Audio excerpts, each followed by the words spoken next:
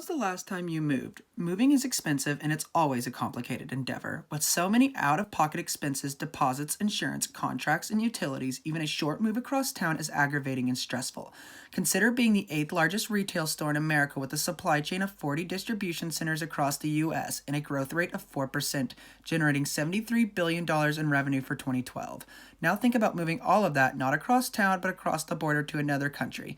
Canada. That's exactly what Target proposed for 2013 when the retail giant allocated $4.4 billion to open 200 stores on Canadian soil. Feeling overly confident, Target promised to return on investment by the end of that same year. The plan had cojones. It was ambitious, and Target execs were confident in their success. But why were they so confident? Was the plan too ambitious? The answer is yes. Moving is never easy. It's complicated and even more complicated for a corporate giant. And the stakes are higher. But this corporate giant failed miserably. After less than 2 years in the works, Target abandoned its 4.4 billion Canadian expansion plan. The company closed 133 doors in 133 stores before even reaching their initial goal of 200. And those profits promised by the end of 2013. After further research, Target admitted that even after closing down their least profitable stores, they still wouldn't have shown a profit until 2021.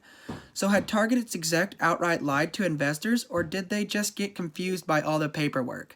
Canadian customers were baffled, but imagine the suspicion, confusion, and the need for clear answers when investors discovered just how badly Target had botched the Canadian move.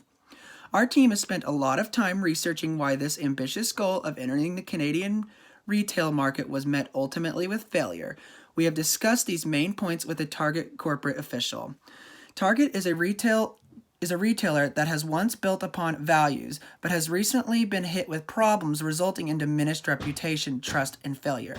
Today, our group will give an overview of the leadership issues surrounding the Target Canada withdrawal, what problems they were experiencing, who was to blame, and the other methods the company could have used to avoid a complete withdrawal from the region.